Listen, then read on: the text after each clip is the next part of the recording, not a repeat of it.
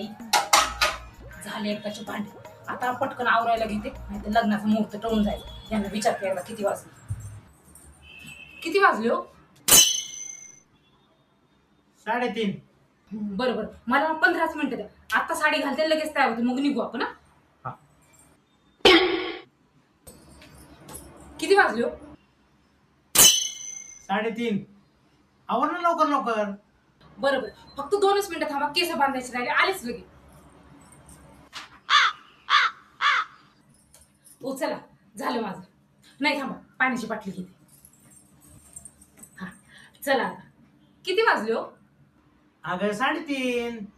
3:30. माझे भांडे घासून झाले, आवरून पण झाले, पाण्याची बाटली भरून घेतली, तरी 3:30च कसं काय?